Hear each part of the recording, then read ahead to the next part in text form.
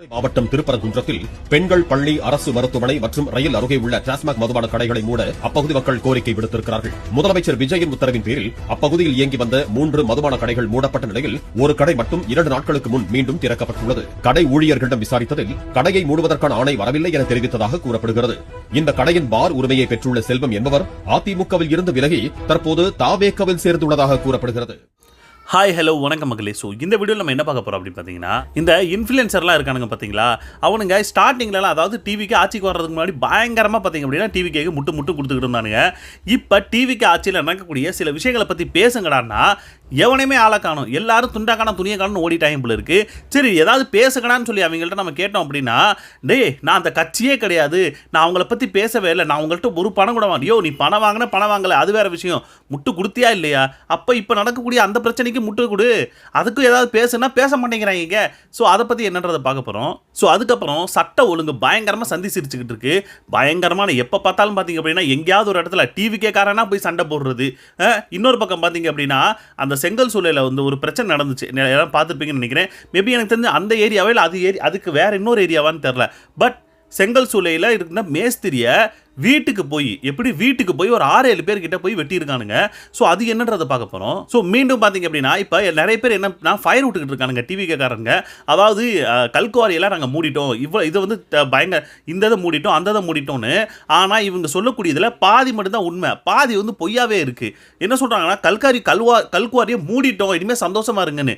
ஐயா அதில் ஒரு இக்கு வச்சுருக்கீங்க, அது தற்காலிகம்னு சொல்லியிருக்கீங்க. ஸோ அது என்னன்ற பார்க்க போகிறோம். அது மட்டும் கிடையாது, சாராய கடையை மூடி இருக்கோன்னு சொல்லிட்டு மறுபடியும் பண்ணிட்டாங்க, அது என்னன்றதையும் பார்க்க போறோம். கடைசியா பாத்தீங்க அப்படின்னா நம்ம அந்த தாவேக்கோட அந்த ரமேஷ் அந்த அமைச்சர் இருப்பார்ல, அந்த முறுக்குக்கு ஒரு போட்டார் பாத்தீங்களா, அந்த விஷயத்துக்கு இப்ப பயங்கரமான ஒரு ரிவிட்டு மோடில் இவங்க பண்ணி வச்சிருக்காங்க. ஸோ அது என்ன ஏதுன்றதை இந்த வீடியோவில் தெளிவாக பார்க்க போகிறோம். அதுக்கும் மேலே இன்னும் நிறைய விஷயங்கள் பேச போகிறோம். அதுவும் குறிப்பாக சீமானனை பற்றி. இப்போ இன்ஃப்ளூயன்சரில் நிறைய பேர் பார்த்தீங்க அப்படின்னா சீமானனை தேடிட்டு இருக்காங்க. சீமானனை பேசக்கூடிய அந்த ஒரு தற்சார்பு பொருளாதாரத்தை இப்போ பேசிக்கிட்டு இருக்காங்க. அவர் என்ன பேசினாரோ எடுத்து வச்சு அவங்க வந்து அந்த விஷயம் நமக்கு எவ்வளோ முக்கியன்றதை இப்போ எல்லாரும் பேசிக்கிட்டு இருக்காங்க. ஸோ அது என்ன ஏதுன்றதை தெளிவாக இந்த வீடியோவில் எல்லாத்த பற்றியும் பேசுவோம். ஸோ வீடியோ பண்ணால் நம்ம சேனல் ஃபஸ்ட் டைம் பார்க்குறீங்க அப்படின்னா ஒரு லைக் சப்ஸ்கிரைப் பண்ணி வச்சுங்க. அப்போ தான் நிறைய பேருக்கு இந்த வீடியோ சஜஷன் ஆகும். ஸோ அதுக்கு மேலே பார்த்தீங்க அப்படின்னா இந்த அதாவது 2-3 நாளைக்கு முன்னாடி எனக்கு குழவி கிடச்சிச்சுன்னு நான் சொல்லியிருந்தேன். நிறைய பேர் அதுக்காக கேட்டிருந்தீங்க. ஓகே ஓரளவு எனக்கு சரியாயிருச்சு.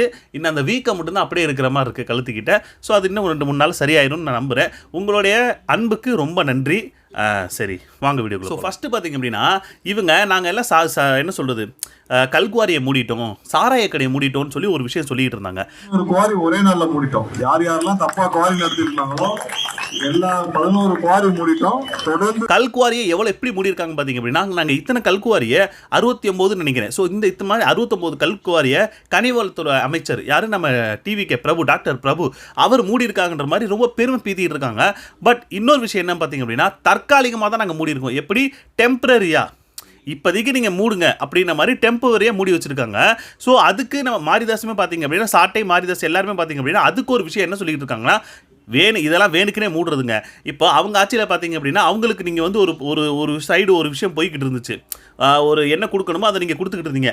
இப்போது எங்களுடைய ஆட்சி, அப்போ எங்களுக்கு என்ன கொடுக்கணுமோ அதை வாங்குறதுக்கு தான் வேணுக்குனே இப்படி ஒரு விஷயத்தை பண்ணியிருக்காங்கன்னு சொல்லி அவங்க ஒரு பக்கம் சொல்லிட்டு இருக்காங்க. எனக்குமே அந்த ஒரு டவுட்டு தான். அதுதான் நம்ம யோசிக்கிறோம். அப்போ மூடுறீங்க அப்படின்னா டேரெக்டாக மொத்தமாக மூடுங்க. இவங்க என்ன சொல்கிறாங்க அப்படின்னா கனிம வளத்தை வந்து கடத்திட்டு போகிறாங்கன்ற மாதிரி ஒரு விஷயம் சொல்கிறாங்க. நமக்குமே அந்த ஒரு விஷயம் தான். கனிம வளத்தை இன்னொரு மாநிலத்துக்கு நாம் எதுக்கு கொடுக்கணும்? அவங்க மாநிலத்தில் அதாவது கேரளாக்கு இங்கேருந்து எல்லா கனிம வளமும் எடுத்து அது மலையை உடச்சு அடுத்த மாநிலத்தில் அவங்க ஏதோ விஷயம் பண்ணுறாங்களா, அந்த இதுக்காக இவங்க வந்து தமிழ்நாட்டிலேருந்து அனுப்பிட்டு இருக்காங்க. நான் என்ன கேட்குறேன், கேரளாவில் மலையே கிடையாதா? மேற்கு தொடர்ச்சி மலைன்னு நீங்கள் ஃப்ளைட்டில் போகும்போது பார்த்தீங்கன்னா அது ஃபுல்லாக அது பார்த்தீங்கன்னா மலையை வந்து க்ரீனிஷாக வச்சுருக்காங்க. அவங்க நாட்டில் இருக்கக்கூடிய இயற்கை வளத்தை மட்டும் பாதுகாக்கணும்னு சொல்லி அவங்களுக்கு ஒரு இது இருக்குல்ல. அப்போ நாங்கள் மட்டும் எங்களை இழிச்சு வாங்கிங்களா? அப்போ நம்மளும் பார்த்தீங்க அப்படின்னா நம்மளோட இயற்கை வளத்தை நாம தான் பாதுகாத்துக்கணும். இன்னொருத்தவங்க நல்லா இருக்கிறதுக்காக நம்ம நாட்டை நம்ம வந்து நாசம் பண்ணிக்கிட்டு இருக்கிறது அது எந்த விதத்தில் நியாயம்? கனிம வளத்தை அதாவது கவர்மெண்ட் என்ன சொல்கிறாங்கன்னா, குறிப்பிட்ட அவங்க என்ன அந்த ஒரு இதை வந்து ஃபிக்ஸ் பண்ணியிருக்காங்களோ அந்த அளவுக்கு மட்டும் நம்ம எடுப்போம் அப்படின்ற மாதிரி. அதையுமே நீங்கள் எதுக்கு எடுக்கிறீங்கன்னு தான் கேட்குறேன். நம்ம நாட்டுக்கு அதாவது நம்ம மாநிலத்துக்கு என்ன தேவையோ அதை மட்டும் எடுத்துகிட்டு விடாமல் அடுத்த மாநிலத்துக்கு வேணுன்றதையும் நம்ம நாட்டிலே வந்து நம்ம மாநிலத்தில் எடுத்துக்கிட்டு இருந்தாங்கன்னா அவனுக்கு என்ன அப்போ அவங்களோடதில் யார் எடுத்து கொடுப்பா? அவங்க மட்டும் பாதுகாப்பாக வச்சுக்கணும், நாங்கள் எப்படி நாசமாக போனாலும் பரவாயில்ல அப்படின்ற மாதிரி தான் சொல்லணும்னு தோணுது. அந்த என்ன சொல்லுது இந்த ஒரு மைனிங் இதையே நீங்கள் வந்து நிப்பாட்டணும்னு சொல்லிக்கிட்டு இருந்தா இவனுங்க அதை கேட்க மாட்டேங்கிறானுங்க. தற்காலிகமாக மூடி இருக்கும் ஓங்கயா நீங்கள் வேற. அடுத்து இன்னொரு பக்கம் டாஸ்மாக மூடிட்டோம்னு சொல்லி பெருமையாக பேசிக்கிட்டு இருந்தாங்க. பட் இன்னொரு இடத்துல டாஸ்மாக மூடி இருக்காங்க பார்த்தீங்களா. இப்போ ரீசெண்டாக இத்தனை கடைகளை மூடணும்னு சொல்லிட்டு மூடினாங்க பார்த்தீங்களா. அதில் மூடின ஒரு கடையை ஒரு 4-5 நாளாக திறந்து வச்சுருக்காங்கன்னு சொல்லி ஒரு பேச்சு போய்கிட்டு இருந்துச்சு. அதில் என்னன்னு போய் கேட்டால் அதில் என்ன சொல்கிறாருன்னா, எங்கள் அந்த ஆணையில் அதாவது அந்த ஆர்டர் கொடுத்தாங்களே அந்த ஆர்டரில் எங்களுடைய கடை சேராது. எப்படி இவங்க கடை சேராதான். எப்போ மூடும்போது அது தெரியலையா உங்களுக்கு? இப்போ தான் தெரியுதா? அதுக்கு இன்னொரு விஷயம் என்ன சொல்கிறாங்க அப்படின்னா, அதாவது அது கடையை மூடும்போது அந்த கடை ஓனர் வந்து ஏடிஎம்கேவா, இப்போ அவர் தாவேக்கால சேர்ந்துட்டாங்களாம். மாவட்டம் திருப்பரங்குன்றத்தில் பெண்கள் பள்ளி, அரசு மருத்துவமனை மற்றும் ரயில் அருகே உள்ள டாஸ்மாக் மதுபான கடைகளை மூட அப்பகுதி மக்கள் கோரிக்கை விடுத்திருக்கிறார்கள். முதலமைச்சர் விஜயின் உத்தரவின் பேரில் அப்பகுதியில் இயங்கி வந்த 3 மதுபான கடைகள் மூடப்பட்ட நிலையில் ஒரு கடை மட்டும் 2 நாட்களுக்கு முன் மீண்டும் திறக்கப்பட்டுள்ளது. கடை ஊழியர்களிடம் விசாரித்ததில் கடையை மூடுவதற்கான ஆணை வரவில்லை என தெரிவித்ததாக கூறப்படுகிறது. இந்த கடையின் பார் உரிமையை பெற்றுள்ள செல்வம் என்பவர் அதிமுகவில் இருந்து விலகி தற்போது தாவேக்கவில் சேர்ந்துள்ளதாக கூறப்படுகிறது. அடங்கொப்புறானே. அப்போ எல்லாருமே அதாவது எத்தனை கடை மூடுனாங்களோ அத்தனை கடையோட உரிமையாளர் எல்லாருமே தாவேக்கால சேர்ந்துட்டாங்கன்னா கடையை ஓப்பன் பண்ணிடலாம். அப்படித்தானே? என்ன சார் உங்கள் நியாயம்? இவங்க அது மட்டும் கிடையாதுங்க. இதுக்கப்புறம் பார்த்தீங்க அப்படின்னா, அதாவது மக்கள், அதாவது இந்த மது பிரியர்கள் இவங்க எல்லாருமே பார்த்தீங்க அப்படின்னா, அதாவது இத்தனை டாஸ்மாக் கடையில் மூடி இருக்காங்கன்னு சொல்லிட்டு எதுக்காக மோஸ்ட்லி மூட போகிறது? குடிக்கிறது கொஞ்சமாச்சும் கம்மியாகணும் அப்படின்றது. அதாவது மக்கள் இதில் வந்து குடிபோதையில் வந்து ரொம்ப இருக்கக்கூடாது அப்படின்றதுக்காக அதை மூடுறாங்கன்னு சொல்லி நம்ம நினைக்கலாம். ஆனால் ஒரு வீடியோ இப்போ தாங்க பார்த்தேன். அதில் பார்த்தீங்க அப்படின்னா அனுமால் வால் மாதிரி போயிட்டு இருக்கு. நம்ம வடிவேல் கூட கேட்பாரு, என்ன அந்த என்ன சொல்லுது அனுமால் வார் மாதிரி என்ன வீட்டை தாண்டி போயிட்டு இருக்கு அப்படின்ற மாதிரி. அவ்வளோ வருஷங்க, எப்படி அவ்வளோ வருஷம் அவ்வளோ கூட்டம். வாசல்லையே திருவிழா கூட்டம் போனாலே மோதிய மதுப்பிரியர்கள். கடந்த 3 நாட்களா தொடர்ந்து நடைபெற்று வரக்கூடிய டாஸ்மாக் ஊழியர்களுடைய போராட்டத்தால தமிழகத்துடைய சில மாவட்டங்கள் அமைஞ்சிருக்கக்கூடிய மதுபான கடைகள் அடைக்கப்பட்டிருக்கு. காலி மது பாட்டில்களை திரும்ப பெறுவது உள்ளிட்ட பல்வேறு கோரிக்கைகளை வலியுறுத்தி நடக்கக்கூடிய இந்த போராட்டத்தால மது விற்பனையும் பாதிக்கப்பட்டிருக்கு. இதோடைய எதிரொலியாதான் சில புதிய பேருந்து நிலையம் அருகே அரசு அனுமதி பெற்றிருக்கக்கூடிய தனியார் பார்கள்ல மது பாட்டில்களை வாங்குறதுக்காகவே அந்த சுட்டரிக்கக்கூடிய வெயில கூட பொருட்படுத்தாம நூற்றுக்கணக்கான மது பிரியர்கள் நீண்ட வரிசையில காத்திருந்து மது பாட்டில்களை வாங்கி செல்லக்கூடிய காட்சி பார்ப்போரை அதிர்ச்சி அடைய வச்சிருக்கு. எதுக்காக? நியாய விலைக்கு கடைக்கு போறதுக்காக இல்ல, நமக்கு நீதி வேணும்னு கிடைச்சு அவங்க நினைச்சு அவங்க போகல, எல்லாம் சரக்கு வாங்குறதுக்கு. எப்படி சரக்கு வாங்கினதுக்கு. நேற்று தான் பார்த்தீங்க அப்படின்னா டிவிகேக்காரங்க அவங்க ஆட்சியில் அவங்க போராட்டம் பண்ணிக்கிட்டு இருந்தாங்க. இப்போ இங்கே இடத்துல, அதாவது இவங்க டிவிகேக்காரங்க நான் சொல்ல வரல, இவங்க ஆட்சியில் தான் ஒரு கடையில் சரக்கு வாங்குறதுக்கு இவ்வளோ பெரிய வரிசை. உருப்பட்டுருமுடா தமிழ்நாடு அப்படின்ற மாதிரி தான் இருக்கு. எனக்கு 2 நிமிஷம் தலை சுத்திடுச்சு. அடுத்து பார்த்தீங்க அப்படின்னா, இப்போ ரீசெண்டாக நம்ம அண்ணன் வந்து எந்த ஒரு ப்ரெஸ் மீட்டையுமே சந்திக்கிறது கிடையாது. சீமானே எந்த ஒரு ப்ரெஸ் மீட்டையுமே பார்க்கறதில்ல. ஏன்னா அவங்க பண்ண விஷயம் அப்படி. ஸோ இப்போ ஒரு ஃபங்க்ஷனுக்கு போயிட்டு அண்ணன் ரிட்டர்ன் வரும்போது பார்த்தீங்க அப்படின்னா மீடியா வந்து இப்போ வந்து பேசணும்னு வர்றாங்க. பட் மீடியாவை எந்த இடத்துலையுமே அண்ணன் மதிக்கவே இல்லை. பட் மக்கள் வந்து அண்ணனோட ஃபோட்டோ எடுக்கணும்னு நினைக்கிறாங்க. அதுக்கு அண்ணன் வந்து ஒத்துக்கிட்டாரு.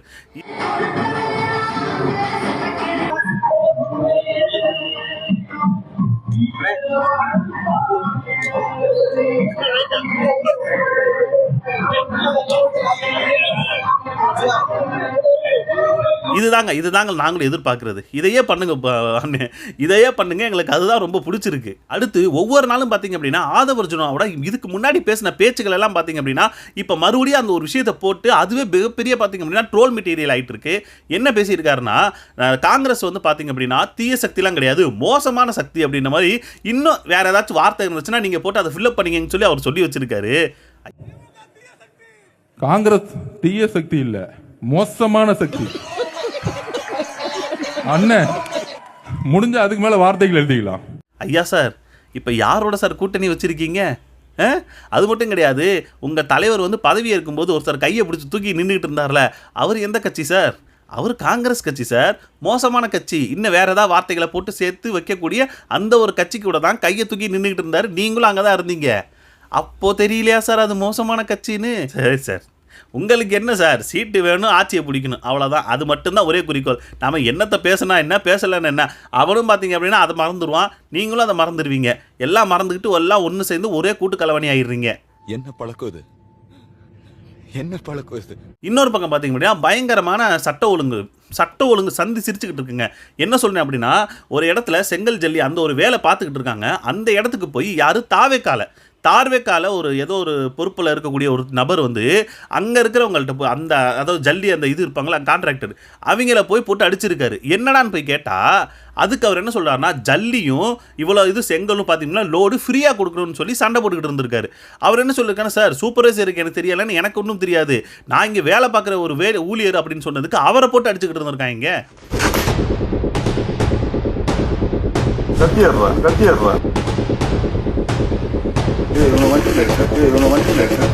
அது மட்டும் கிடையாதுங்க. செங்கல் சூளையில் இப்போ ரீசெண்டாக ஒரு போராட்டம்லாம் நடத்துறாங்க. செங்கல் சூளையில் பணம் கெட்டு வந்து எங்களை மிரட்டினாங்க தாவேக்காரங்கன்னு சொல்லி ரொம்ப வந்து அந்த விஷயம் வந்து நியூஸ்லேயுமே பார்த்தீங்க அப்படின்னா நிறைய இடத்துல பேசப்பட்டுச்சு. நாமளுமே அதை எடுத்து பேசிக்கிட்டு இருந்தோம். இப்போ அந்த சூளை அதை மேபி அது வந்து வேற இடமா இந்த இடமான்னு தெரில, அந்த செங்கல் சூளையில் வேலை பார்த்துக்கிட்டு இருந்தால் அந்த மேஸ்திரியை வீட்டில் போய் ஒரு 6-7 பேர் போய் வெட்டியிருக்காங்க.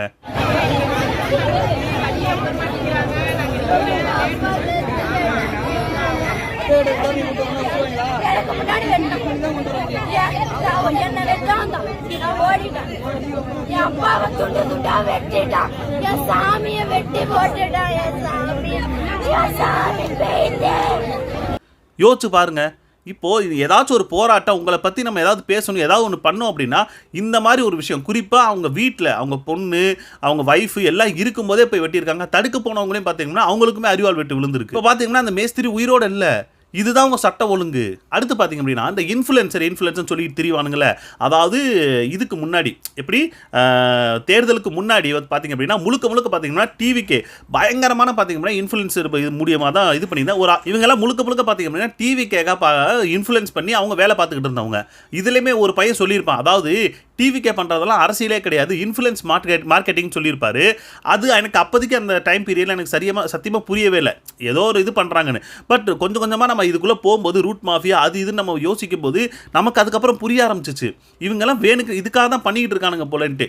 இப்போ இவனுங்கள்ட்ட இப்போ நடக்கக்கூடிய அந்த ஒரு விஷயத்தில் வந்து நீங்கள் பேசுங்கடா, இப்போ நடக்கக்கூடிய அந்த சட்ட ஒழுங்கு பற்றி பேசுங்கடானா எல்லாரும் பார்த்தீங்கன்னா எனக்கு ஒன்றும் தெரியாது, நான் டிவிக்கே காரன் கிடையாது, நான் யார்கிட்ட என்ன பணம் வாங்கலன்னு சொல்லி அவங்க சத்தியம் பண்ணி புலம்பிக்கிட்டு இருக்காங்க.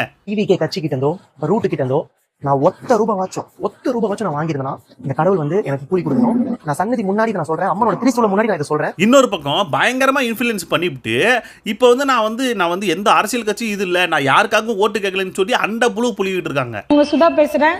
உண்மையில நான் அரசியல்வாதி இல்ல, இன்ஃப்ளூயன்சரும் இல்ல, சாதாரண பொதுமக்கள் ஒருத்தி தான். உயரட்டும் உயரட்டும் தமிழக வெற்றி கழகம் உயரட்டும். உண்மையில நான் அரசியல்வாதி இல்ல, இன்ஃப்ளூயன்சரும் இல்ல. தமிழக மக்களே, நான் என்னோட ஓட்டு போட்டாச்சு, நீங்க எல்லாரும் ஓட்டு போட்டீங்களா? சீக்கிரம் ஓட்டு போட்டுட்டு போட்டவங்க எல்லாம் கீழே கமெண்ட் பண்ணுங்க. இன்னொரு அம்மாலாம் பாத்தீங்க அப்படின்னா டேய் நான் எந்த ஒரு கட்சியுமே கிடையாதுன்னு சொல்லி நான் இனிமே பேசவே மாட்டேன்னு சொல்லி அந்த அம்மா புலம்பிட்டு கிடக்கு. நான் எந்த கட்சியோட சப்போர்ட்டும் கிடையாது.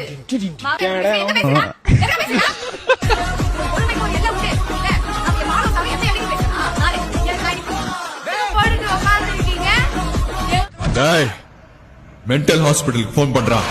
டே என்னங்கடா பேசும்போது பயங்கரமா பேசிட்டு இருந்தீங்க, இப்போ என்னடா இப்படி மாறிட்டீங்கன்ற மாதிரி தான் இருக்கு. அடுத்து இந்த பாட்டிலுக்கு 10 ரூபா அந்த ஒளிஞ்சே தொலையாது போல இருக்குங்க. ஏன் சொல்றேன் அப்படின்னா இவர் பாட்டுக்கு பாடிட்டு போயிட்டாரு. ஏன்னா இவருக்கு வந்து ஒரு விஷயமும் புரியாது, உண்மையிலே அதுதான். ஏன்னா ஏற்கனவே ஒரு விஷயம் நடந்துச்சு பார்த்தீங்க அப்படிங்களா, அதாவது பாட்டிலுக்கு 10 ரூபான்னு சொல்லி ஒரு பாட்டு பாடிக்கிட்டு டிஎம்கே போட்டு கலாய்ன்னு கலாய்ச்சிக்கிட்டு இருந்தார். யார் அப்படின்னா இப்போ சிஎம்ஆ இருக்கக்கூடிய விஜய் அவர்கள். ஆனால் இப்போ இந்த இடத்துல எல்லாரும் என்ன சொல்றாங்கன்னா இது வந்து விஜய் ஆட்சி, அவர் தான் சொன்னார் 10 ரூபா வாங்கினாங்க அப்படின்னா வாங்க மாட்டாங்க, எங்க ஆட்சியில் வாங்க மாட்டாங்க, வாங்கினாங்க அப்படின்னா கம்ப்ளைண்ட் பண்ணுங்கன்னு சொல்லி. இப்போ பார்த்தீங்க அப்படின்னா எல்லாருமே போய் ஃபோன் எடுத்துட்டு கொண்டு போய் வீடியோ எடுத்து ரெக்கார்டை போட்டுக்கிட்டே இருக்காங்க. மறுபடியும் ஆனாலும் அவங்க பார்த்தீங்கன்னா 10 ரூபா வாங்கிட்டு தான் இருக்காங்க. அதுக்கு அவங்க என்ன காரணம் சொல்றாங்க அப்படின்னா கவர்மெண்ட் சைட்லேருந்து எங்களுக்கு கொடுக்க வேண்டிய பணமே ஒழுங்காக வர மாட்டேங்குதுங்க, நாங்கள் இந்த மாதிரி ஒரு விஷயத்தை பண்ணி தான் அது மூலியமாக தான் நாங்கள் நிறைய விஷயங்கள் அதில் வந்து எடுக்க முடியுது, ஆனால் அவங்கள்ட்ட இருந்து வராத பணத்தை நம்ம எப்படிங்க எடுக்க முடியும்னு சொல்லி அவங்க ஒரு பக்கம் புலம்பிக்கிட்டு இருக்காங்க. கொடுக்குற காசுக்கு சரக்கு கூடயா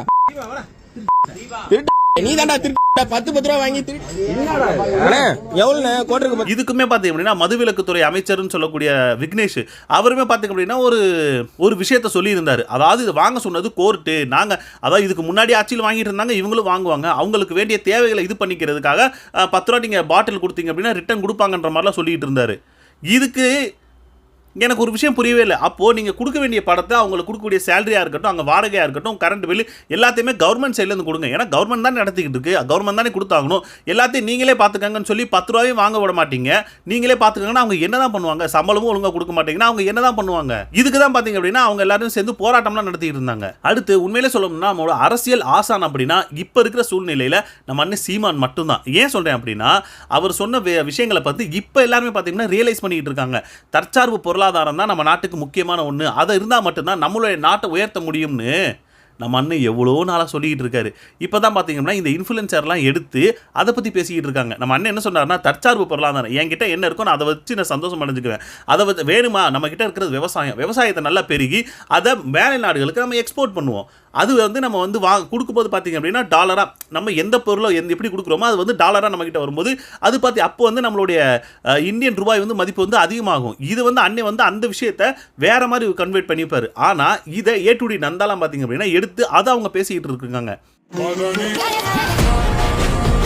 நம்ம எக்ஸ்போர்ட் பண்றத இம்போர்ட் பண்றது அதிகமா இருக்கு. ஆல்ரெடி இந்தியா அப்படியே இருக்கு. இதனால ஐயனார் வேல்யூ கம்மியாகுது அப்படின்னா சிம்பிள். இப்போ நம்ம எக்ஸ்போர்ட் பண்றதுல நம்ம நாடு நல்லது. இப்போ நம்ம சீமான சொல்றோம் இல்லையா, விவசாயம் பண்ணலாம் எக்ஸ்போர்ட் பண்ணலாம். அந்த யூஎஸ் நம்ம பே பண்ணோம். இப்போ அந்த பே பண்ண யூஸ் நம்ம என்ன பண்ணோம்னா பேங்க் கிட்ட கொடுத்து ஐயனார் வாங்கி. இப்போ என்ன ஆகுது, யூஎஸ் டாலர் கொடுத்து நம்ம ஐயனார் வாங்குறோம். அப்ப என்ன ஆகும்னா நமக்கு ஐயனாரோட டிமாண்ட் அதிகமாகுது. ஆனா இது இம்போர்ட் பண்றது என்ன ஆகுதுன்னா நாம போய் ஐயனார் கொடுத்துட்டு யூஎஸ்ஏ வாங்குறோம். அப்பனா சோ ஐயனாரோட டிமாண்ட் கம்மியாகி யூஎஸ்ஏ டிமாண்ட் அதிகமாகும். இப்போ போர் கட்டப்படுது. நாளைக்கு வந்து எல்லை பொருளாதாரத்தை ஏற்றுக்கொண்டிருக்கிற எந்த நாடு வளராது இது சத்தியம். நம்மளுடைய நாட்டுக்கு எது வேணும்னு சொல்லி அவர் பேசியிருக்காங்க. அதைத்தான் அண்ணன் என்ன பார்த்தீங்க அப்படின்னா சந்தை பொருளாதாரத்தை நம்பி வாழக்கூடிய எந்த ஒரு நாடும் வாழாது வளராதுன்னு. அதாவது உற்பத்தி பொருளாதாரத்தை நம்ம எப்போ பெருக்கிறோமோ அப்போ தான் நம்மளோட நாடு வளரும் எல்லான்னு சொல்லி அண்ணன் காலங்காலமாக சொல்லிட்டு இருந்தார். இவங்க காது மயிருக்கு கூட இவங்களுக்கு கேட்கவே இல்லை எவனுக்குமே. எல்லாரும் விஜய்னு தூக்கி உள்ள ஓட்ட போட்டானுங்க. இப்போ கதறி இருக்காங்க. குறிப்பாக பார்த்தீங்கன்னா இப்போ அமைச்சர்லாம் என்ன சொல்கிறாங்கன்னா, வாங்க தொழிலை வந்து தொடங்குங்கன்னு இப்போ வந்து யாருக்கு கூவிக்கிட்டு இருக்காங்க. உனக்கு படுற பாயிண்ட் மேல பாயிண்ட் கிடைக்குது. ஆமாண்டா. நேற்று பார்த்தீங்க அப்படின்னா நம்ம யாரு ஆதவர்ஜன் ஒரு விஷயம் சொல்லியிருப்பார். விவசாயத்தை விட விளையாட்டு தான் ரொம்ப கஷ்டம்னு. விவசாயத்தோட ரொம்ப கஷ்டமான துறை வந்து விளையாட்டு துறை. அதுக்கு நம்ம அண்ணனோட பாணியிலே பார்த்தீங்கன்னா இந்த பதிலடியை கொடுக்கணும்னு நினைக்கிறேன். இது அண்ணன் சொன்னால் கரெக்டாக இருக்கும். அண்ணன் சொன்ன விஷயத்தை கிளிப்பை வச்சுமே நம்ம சொன்னாதான் அது வந்து தெளிவாக புரியும் இவனுங்களுக்கு. அண்ணன் சொன்னாதான் அது கரெக்டாக இருக்கும். அதுக்கு விவசாயத்தோட ரொம்ப கஷ்டமான துறை வந்து விளையாட்டு துறை. வேளாண்மை தொழிலடா பறைசி வேளாண்மையின் பண்பாடடா, என் கலாச்சாரம், என் வாழ்வியல் முறை, என் வாழ்வியல். அரசியல் ஆசான் அம்பேத்கரே வேளாண்மையை தேசியமயமாக்க வேண்டும் என்று எழுதியிருக்கார். என் தங்கச்சிட்ட கேளு. ஸோ கடைசியாக பார்த்தீங்க அப்படின்னா அந்த விஷயம் எனக்கு சொல்லும் போது எனக்கு சிரிப்பது. நம்மளுடைய அறநிலைத்துறை அமைச்சர் ரமேஷ் இருக்கார் பார்த்தீங்களா, அவர் போய் ஒரு கடைக்கு போய் முறுக்கெடுத்து இது இந்த டைம் பீரியடில் தான் சுட்டதுன்னு சொல்லி அந்த மேனுஃபேக்சர் டேட்டை பார்த்து அந்த டைமில் தான் சுட்டதா அப்படின்னு சொல்லி எப்படி நமக்கு தெரிஞ்சுக்கிறதுன்னு சொல்லி ஒரு போட்டிருப்பார். அது பார்த்தீங்க அப்படின்னா பயங்கரமாக ட்ரோல் மெட்டீரியல் ஆகிட்டு இருக்கு. அது வேறு விஷயம். அதுக்கு இப்போ ரீசெண்டாக பார்த்தீங்க அப்படின்னா அதான் அந்த பொருளை விற்கக்கூடியவங்க என்ன மாதிரி, நான் கூட சொன்னேன் சாமி சத்தியம் வாங்கிக்கங்க அப்படின்னு நான் கேட்டுக்கிட்டு இருந்தேன். அதே மாதிரி தான் இப்போ என்னன்னா இந்த முறுக்கு விற்கிற என்ன பண்ணியிருக்காங்கன்னா தளபதி சத்தியமாக முறுக்கு போட்ட டேட் அப்படின்னு போட்டு அந்த டேட்டை போட்டு வச்சிருக்காங்க. இனிமே யாராச்சும் வந்து கேட்பீங்களாடா, நாங்கள் தளபதி மேலுமே சத்தியம் பண்ணியிருக்கோம்டா, தளபதி சத்தியமாக நாங்கள் முறுக்கு போட்ட டேட் இன்னைக்கு தான்டான்னு சொல்லி போட்டு வச்சிருக்காங்க. சத்தியமாக சொல்கிறாங்க. இந்த கிளிப்பை பார்த்துட்டு எனக்கு சிரிக்காமல் இருக்கவே முடியல. உண்மையிலே சொல்லி எனக்கு சிரிப்பு தாங்க முடியல. ஏன்னா இவனுங்க எந்த நேரத்தில் எப்படி என்ன வந்து பேசுவானுன்னு யாருக்குமே தெரியாது. திடீர்னு ஆய்வு பண்ணுறேன்னு சொல்லி கிளம்பி வந்துட்டு இந்த அதிரசம் எப்போ போட்டது, முறுக்கு எப்போ போட்டது, அது எப்போ சுட்டது, இதே எப்போ சுட்டதுன்னு சொல்லி கேட்க ஆரம்பிச்சிருவானுங்க. அதுக்கு நம்ம அவங்க வழியிலே போவோம்னு சொல்லிட்டு தளபதி மேல சத்தியமா முறுக்கெட்டு போட்டு விட்டானுங்க. ஆனா நல்லா இருக்கு அவங்களோட அப்படின்ற மாதிரி தான் இருக்கு. ஸோ அவ்வளோதாங்க. ஸோ நீங்கள் என்ன நினைக்கிறீங்க? உங்களுடைய கருத்துக்களை பதிவு பண்ணுங்க. அடுத்த வீடியோவில் பார்ப்போம். பாய்.